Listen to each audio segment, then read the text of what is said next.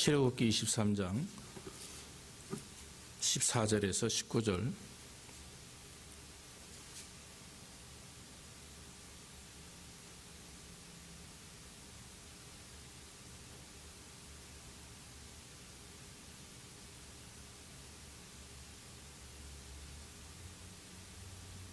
너는 매년 3차 내게 절기를 지킬지니라. 너는 무교병의 절기를 지키라. 내가 내게 명한 대로 아비벌의 정한 때에 7일 동안 무교병을 먹을지니 이는 그 달에 내가 애굽에서 나왔음이라.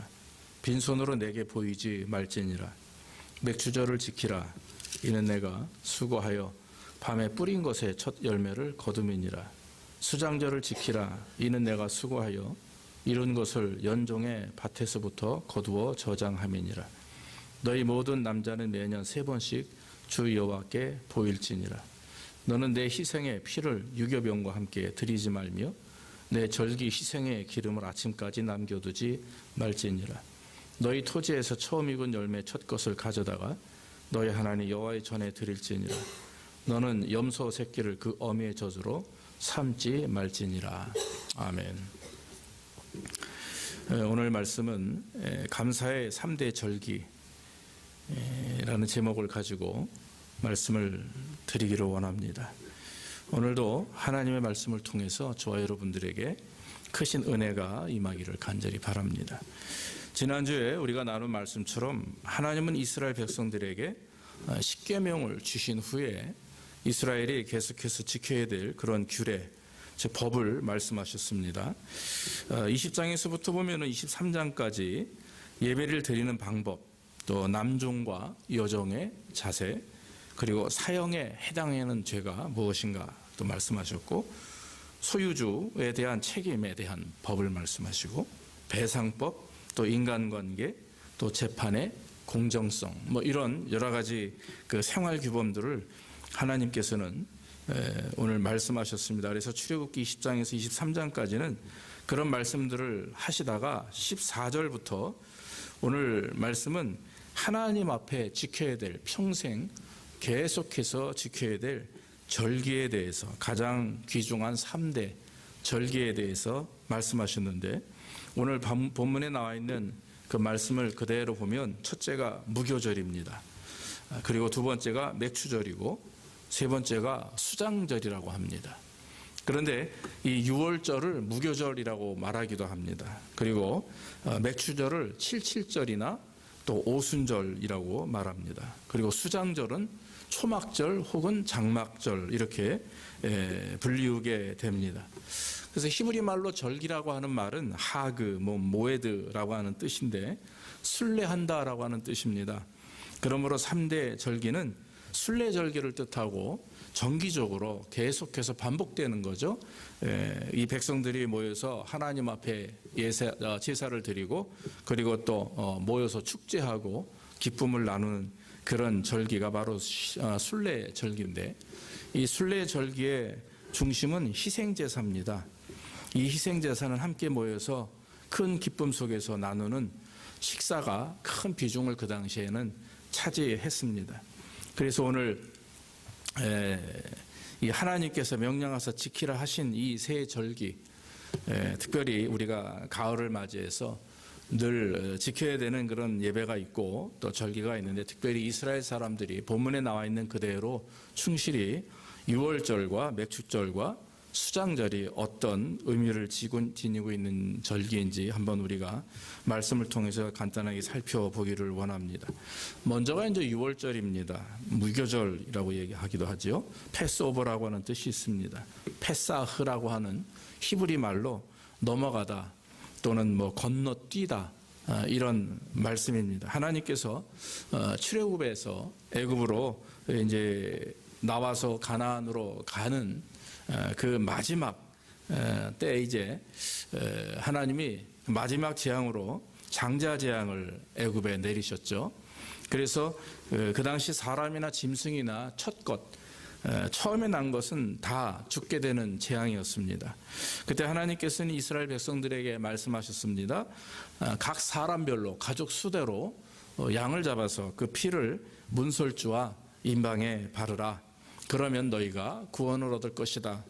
예, 말씀대로 죽음의 사자가 이스라엘의 자손 집을 그 문설주에 발려져 있는 양의 피를 보고 넘어갑니다. 그리고 그들은 이제 결국 구원받게 되고 애굽 사람들의 그 첫 장자나 그 짐승들 중에 첫 새끼는 다 죽음을 당하게 되는 것이죠. 그날 즉 구원받은 날을 기념하기 위해서 유월절을 제정하셨고 또 유월절을 지키도록 그렇게 하나님은 말씀하셨습니다. 구원받은 기념으로 또 하나님께서 역사하신 기념으로 매년 반드시 지켜야 될 절기 중에 하나가 되었던 것입니다. 유월절에 드리는 제물은 어린 양입니다. 하나님께서는 어린 양을 1월 10일에 준비했다가, 이게 이제 히브리 달력이죠. 1월 10일에 준비했다가 1월 14일 해질 때 4일 후에 잡으라고 말씀을 하십니다. 제물로 사용되는 어린 양은 반드시 1년 된 수양으로 수컷으로 해야 됩니다. 1월 14일까지 보관하면서 나흘 동안 그 제물이 합당한지 시험을 하게 되는 거죠. 그래서 건강한지 흠이 있는지 없는지 다 본 다음에 제물에 합당하면 그 양을 드리게 되고 합당하지 않으면 드리지 못하게 되는 것이죠. 특히 유월절 양을 1월 14일 해질 때 잡으라 이렇게 말씀하셨는데, 그 해질 때라고 하는 것은 오후 3시부터 6시까지의 사이를 가르치는 것입니다.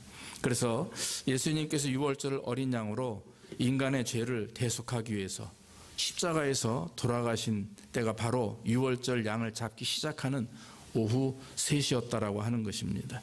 특별히 유월절을 지키는 방법은 양을 잡아서 고기와 피를 분리하게 되죠. 그래서 출애굽기 12장에 보면 굉장히 자세하고 구체적으로 말씀을 하고 있습니다.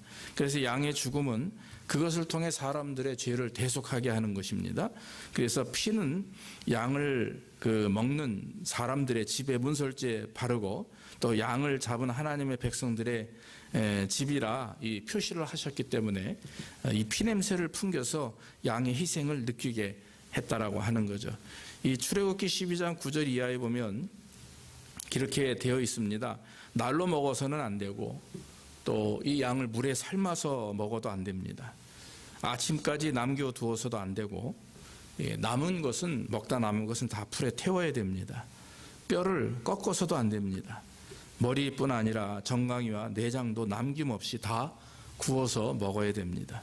먹을 때는 허리에 띠를 띠고 발에 신을 신고 손에 지팡이를 잡고 급하게 먹어야 된다라고 하는 거죠. 그래서 애굽에서 나오기 직전에 했던 유월절이기 때문에 빨리 그 죄악된 곳에서 벗어나기를 원하는 그런 하나님의 마음이고 이스라엘 백성들의 그런 마음다짐을 하나님은 보시기를 원하셨다라고 하는 것입니다. 이와 같이 하나님이 명령하신 유월절의 규례와 지키는 방법은 굉장히 까다롭습니다. 그러나 그 안에는 죄 많은 인간을 사랑하시고 또 우리를 구원하시는 하나님의 사랑과 예수 그리스도의 사랑이 그 안에 내포되어 있습니다.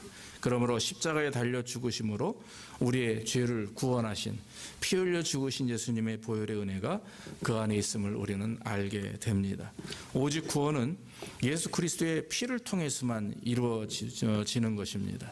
영원히 죽게 된 우리들을 구원하시고 그리고 우리를 위해서 이 땅에 오셔서 십자가에 죽으시고 부활하신 그 예수님을 기념하며 우리는 날마다 주님 앞에 감사 예배를 드리는 것입니다.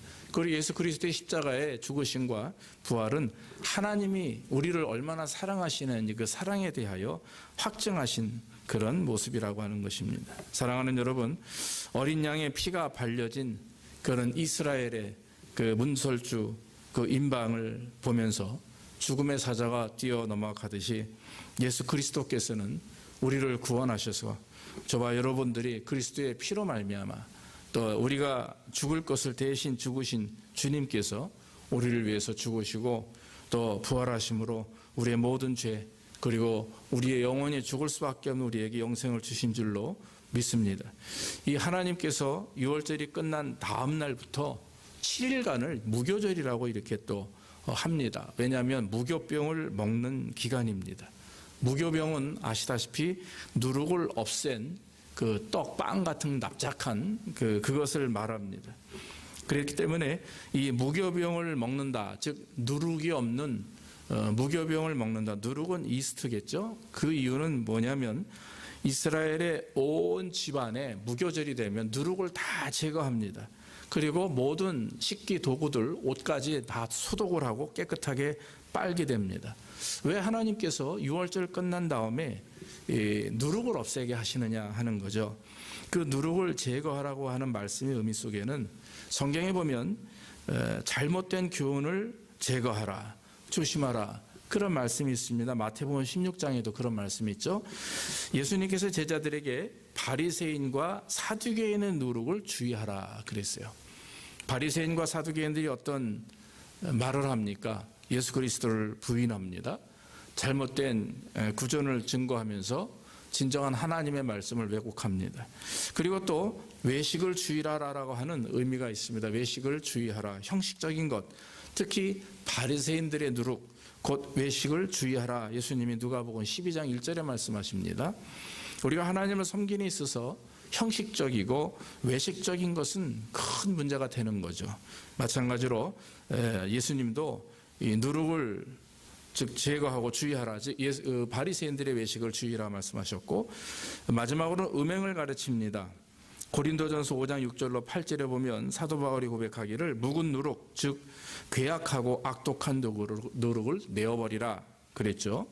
고린도 교회 음행에도 음행으로 인해서 온 교회에 퍼지고 고린도 지역 자체가 우상을 숭배하는 지역고 음행이 심한 곳이었습니다.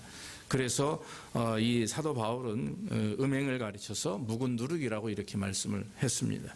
그러므로 유월절, 즉 예수 그리스도의 보혈로 인해서 구원받은 저와 여러분들이 계속해서 7일 동안 무교절을 지킨다고 하는 것은 늘 하나님 앞에 우리 안에 있는 모든 죄악된 모습들, 잘못된 습관들, 또 외식들, 이런 것들을 다 벗어버리고 주님 앞에 내려놓고 온전한 마음으로 하나님을 늘 섬기라 하는 그런 뜻 안에서 오늘 하나님께서는 우리에게 유월절 또는 무교절을 우리에게 제정해 주신 줄로 믿습니다. 또 한 가지는 두 번째 맥추절입니다. 맥추절은 다른 말로 칠칠절이라고 하기도 하고 오순절이라고 합니다. 가나안 정착 후에 이 보리 첫 곡식단을 여호와께 드리게 되죠. 7주가 지난 다음 날인 그 49일이 지난 50일째 되는 날 미래 첫 수확을 하나님께 드리는 절기가 맥추절 혹은 칠칠절 또는 오순절이라고 이렇게 말을 합니다. 이때는 노동을 금하고 누룩을 넣은 빵을 먹습니다. 그걸 이제 유교병이라고 합니다. 누룩이 없는 빵은 무교병이라고 하고 누룩이 있는 빵을 유교병이라고 합니다. 이 절기의 영적 의미는 풍성한 수확을 주신 하나님께 감사하는 그런 제사입니다. 기쁨으로 드리는 그런 제사예요. 그리고 시내산에서 율법을 주신 하나님 앞에 감사하며 벌이는 축제가 되겠습니다. 특별히 오순절이라고 하는 명칭도 있는데 이 오순절이라고 하는 이 맥추절, 이 절기는 신약에 매우 중요합니다. 우리가 알다시피 마가의 다락방에서 120명의 성도들이 성령 강림을 참으로 바라보면서 갈망하면서 하나님 앞에 간절히 기도할 때 성령께서 각 사람 머리에 임하셨다라고 성경은 말합니다. 그래서 사도행전 2장 1절로 4절인 오순절 성령 강림을 나타내는 말씀입니다. 아시다시피 여러분, 오순절 성령 강림을 통해서 그날부터 초대교회의 시작이 이루어지게 되는 것이죠. 그래서 초대교회가 시작되고 또 성령을 경험하고 체험한 성도들, 특히 제자들이 복음을 증거하면서 성령 세례를 알지 못하는 그런 사람들, 특히 세례 요한의 제자들, 물 세례만 알고 있는 세례 요한의 제자들이나 예수 그리스도를 믿는 성도들, 고넬료와 같은 이방인들에게까지 안수하고 그들에게 그 성령의 세례가 임하도록 했던 그런 모습들이 성경에 기록되어 있는 것입니다. 그러므로 유월절과는 이 달리 그리스도의 보혈로 속죄받고 회개한 성도들이 유교병을 먹음으로 인해서 결국에는 내가 하나님 앞에 내 몸과 마음을 헌신하겠다. 그리고 회개합니다라고 하는 상징으로 유교병을 먹게 되는 것입니다. 그러므로 이 맥추절 혹은 오순절과 같은 이 절기는 이스라엘 백성들이 하나님으로부터 십계명을 받은 것과 가나안 땅에 또 정착해서 첫 수확을 드린 것에 대한 감사와 신약의 오순절 성령 강림과 같이 이 중요한 것을 의미하며 또 하나님 앞에 기쁨으로 예배드리고 함께 축제하는 그런 절기를 말합니다. 성경에 기록된 마지막은 이제 수장절이라고 합니다. 초막절이라고 하죠. 수장, 무슨 초막, 이것은 텐트를 의미하기도 합니다. 다시 말하면 이스라엘 백성들이 40년 동안 광야 생활을 했죠. 그 생활을 기념하기 위해서 7일 동안 이스라엘이 초막을 짓고 그곳에 거하면서 체력 없이 하나님께 베푸신 은혜를 되새기며 감사하는 시간이 되는 것입니다. 그들은 아마 이 7일 동안 집이 아닌 움막을 짓고, 즉 초막을 짓는 거죠. 그리고 그 안에서 무슨 생각을 했겠어요? 하나님 앞에 과거에 40년 동안 역사하신 하나님을 기억하는 거죠. 만나와 메추라기를 주시고 또 반석에서 물을 내어서 마시게 하시고, 그리고 수많은 대적들로부터 보호하시고, 하나님이 내가 직접 나가서 싸우겠다 말씀하시지 않았습니까? 그리고 구름 기둥과 불 기둥으로 그들을 인도하셔서 40년 동안 옷이 해지 않도록, 신발이 헤어지지 않도록 이와 같이 하나님이 보호하시고 인도하신 것을 기념하는 그런 절기입니다. 가나안에 정착해서도 농사를 지으며 1년 동안 수확한 곡식을 창고에 드릴 때 또 하나님 앞에 기쁨으로 드리는 그런 절기이기도 합니다. 특별히 여러분 초막절을 보면은 그 요한복음 7장과 9절 사이에 그 배경은 바로 초막절 기간이라고 하는 것이죠. 그래서 8장에 가늠한 여인이 나오죠. 가늠한 여인을 다 이제 여인과 돌로 치료하는 사람들을 다 돌려보내시고 나서 8장 12절에 예수님이 뭐라고 얘기하시냐면, 나는 세상의 빛이니 나를 따르는 자는 어두움에 거하지 아니하고 생명의 빛을 얻으리라, 그렇게 말씀을 했습니다. 그 이유가 있습니다. 왜? 거기서 예수님이 빛이라는 말씀을 하셨고 9장에서도 동일한 말씀을 하시는데, 초막절 절기에 그 제사법을 보면 첫째 날은 온 제단에 물을 뿌립니다. 그 물은 어디서 나오냐 하면 실로암 못에서 나오는 물입니다. 그리고 둘째 날에는 불을 성전에 밝힙니다. 그래서 초막절 절기 그 행사는 사람들이 7일간 텐트를 치고 그 안에 있으면서 하나님을 기념하고, 또 한 가지는 제단에서는 이와 같이 물과 불을 통해서 하나님을 예배하는 그런 절기인데, 특별히 9장에 보면은 그 실로암 못에 가서 눈을 주님이 씻으라고 하시죠, 소경에게. 그래서 이 사람은 진흙을 눈에 어겨붙인 것을 달고 그대로 실로암까지 가서 그곳에서 눈을 씻음으로 눈을 뜨게 되죠. 여러분, 실로암 못은 사실은 히스기 왕 때 아수르의 왕인 사네립이 이스라엘을 쳐들어왔을 때 만든 못입니다. 즉 연못입니다. 그런데 사실 그 장소가 성 밖에 있었습니다. 그런데 아수르의 군사들이 쳐들어올 것을 알고 히스기야가 그 문, 즉 성문 밖에 있는 그 물을 기온샘이라고 하거든요. 그 기온샘물을 성 안으로 끌어들입니다. 땅을 파고.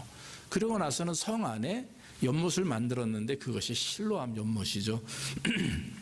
기온샘이라고 하는 말은 하나님의 말씀이라고 하는 뜻입니다. 그런 의미가 있는 것입니다. 그래서 그 기온샘물이 성 안으로 흘러 들어오게 해서 만든 못이 실로암 연못이죠. 이 말씀을 바꿔서 우리가 이해하면 하나님의 말씀을 의미하는 기온샘물이 보냄을 받아서 이제는 성 안으로 들어온 거죠.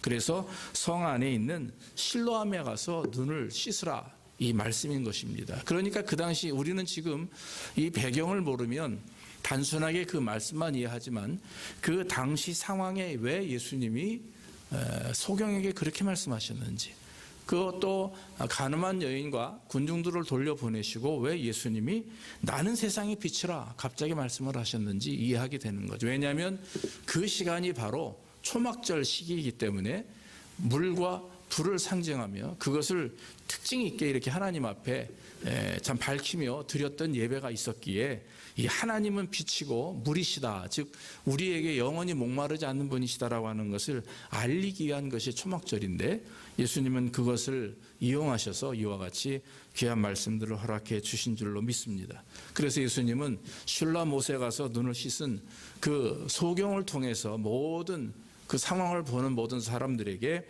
하나님의 말씀으로 돌아가야 된다.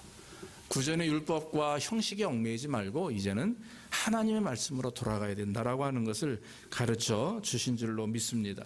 그 외에도 초막절은 예수 그리스도의 제 이름으로 성취될 이스라엘 백성들 뿐만 아니라 우리 성도들의 마지막 구원의 완성이고 우리가 하나님 나라에 가는 그런 소망의 그런 예표라고 성경은 말씀하고 있는 것입니다. 사랑하는 여러분, 오늘 말씀은 하나님께서 당신의 백성들에게 감사를 가르치시면서 이 세 가지 큰 절기를 말씀해 주셨는데 이 감사의 절기들은 우리의 선택이 있는 것이 아니라 하나님의 백성들이 해야만 되는 것이고 또 하나님의 성도들은 꼭 하나님 앞에 드려야 되는 것입니다. 지금은 구약과 같이 특별한 감사 절기가 있는 것은 아닙니다. 우리가 추수감사절이나 또 성탄절, 부활절 그 외에는 특별한 감사절이 없죠. 이것은 이스라엘이 지켰던 것이 아닌 현대 와서 만들어진 그런 것입니다. 그러나 늘 우리는 어떤 절기에 국한된 것이 아니고 매일매일의 삶이 우리를 구원하신 주님 앞에 또 우리에게 영원한 은혜를 주시고 풍성케 하시는 그 주님 앞에 날마다 우리가 절기에 드리는 예배와 같이 정성과 뜻을 다해서 하나님을 섬기고 하나님 앞에 예배해야 될 줄로 믿습니다. 이 3대 절기는 애굽에서 이끄셔서 40년 광야 생활 동안에 인도하신 하나님을 회상하며 감사하는 하나님 앞에 드리는 예배인 것입니다. 사랑하는 여러분, 오늘 우리를 큰 은혜와 능력으로 지금까지 인도하신 하나님 앞에 감사하면서 우리가 하나님을 늘 기억하고 강한 손과 또한 펴신 팔로 우리를 보호하시며 말씀과 성령으로 인도하시는 하나님 앞에 감사하는 저와 여러분들이 되기를 간절히 원합니다. 아무리 팬데믹이 있고 전염병이 심해도 하나님을 믿고 의지하는 성도들에게는 하나님의 복이 있습니다. 얼마 전 감리교 한국의 그 감독이 정면으로 그런 말씀을 했습니다. 우리 감리교단은 절대로 온라인 예배, 즉 대면 예배를 하겠다 이렇게 말씀을 했습니다. 사랑하는 여러분, 여러 가지 우리의 삶의 어려움도 있지만 중요한 것은 하나님을 예배하고 하나님 앞에 나와 정말 주님 앞에 예배드리는 것은 그것은 성도의 의무라고 하는 것입니다. 모쪼록 저와 여러분들이 즉 더 강한 손과 펴신 팔로 역사하시고 인도하시는 하나님 앞에 우리가 늘 감사하며 추수의 계절을 맞이해서 저와 여러분들이 지나온 시간 동안 은혜 주신 하나님 앞에 또 여러 가지 어려운 환경 속에서도 보호하시고 인도하시는 하나님 앞에 날마다 감사하며 기뻐하는 그런 예배 시간들이 저와 여러분들에게 날마다 삶 속에서 일어나기를 주의 이름으로 축원합니다. 기도하겠습니다. 아버지 하나님 감사합니다. 오늘도 우리에게 은혜를 덧입혀 주시고 하나님께만 놀라게 하시니 감사하며 맥주절과 또 유교절과 추목절과 같이 정말 하나님 1년에 3번씩 돌아가며 정기적으로 드렸던 이스라엘의 예배 모습을 우리가 아버지 알게 하시니 감사하고 매 절기마다 정말 귀한 뜻이 있을진데 오늘 아버지 하나님 우리가 이것을 본받아 매일매일의 삶 속에서 우리를 구원하시고 우리를 풍성케 하시고 우리를 성령 안에서 인도하시는 그 하나님 앞에 감사하며 믿음으로 살아가는 우리의 삶이 되게 인도해 주시옵소서. 여러 가지 환경 속에서도 기쁨으로 감사하며 지날 수 있도록 인도하시니 감사하고 특별히 우리 사랑하는 자녀들 공부하는 가운데 있사오니 아버지 하나님 그 영혼들을 주장해 주시고 정말 영적으로 정신적으로 육체적으로 우리 모든 성도들 우리 자녀들 어려움 없도록 하나님이 늘 보살펴 주시고 붙들어 주시옵소서. 모든 말씀 예수님의 이름으로 기도하옵나이다. 아멘.